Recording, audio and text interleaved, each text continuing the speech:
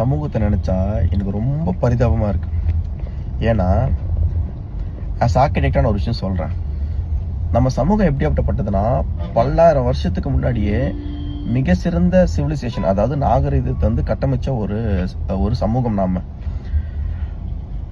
இந்த சமூகம் நான் ஏன் வந்து ரொம்ப தலை சிறந்த சமூகம் நான் சொல்றேன்னா, ஒரு சமூகம் உருவாகிறதுக்கு நல்ல ஆர்கிடெக்சர் இல்லாம ஒரு நல்ல சிவிலைசேஷனை கிரியேட்டே பண்ண முடியாது. நீங்க வந்து எதை வேணா எக்ஸாம்பிள் எடுத்துக்கலாம். ஹரப்பன், மொகஞ்சதாரோ அல்லது இப்போ கேள்வி சொன்னா கூட எல்லாமே பார்த்தீங்கன்னா வெல் பிளான்டு சிவிலைஸ்டு பார்த்தா இன்ஃப்ராஸ்ட்ரக்சர் கிரியேட் பண்ணியிருக்காங்க.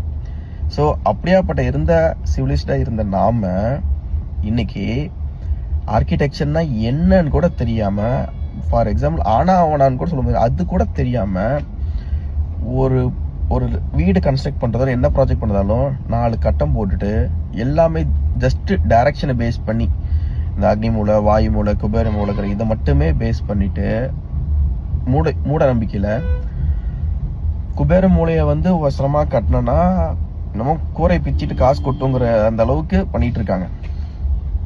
நான் ஏன் அதை சொல்றேன்னா, உடனே சிலர் கிளம்பி வந்துருவாங்க, முன்னோர்கள் ஒன்றும் முட்டாள்கள் இல்லை அப்படின்னு சொல்லிட்டு. கரெக்டு தான், முன்னோர்கள் முட்டாள்கள் கிடையாது.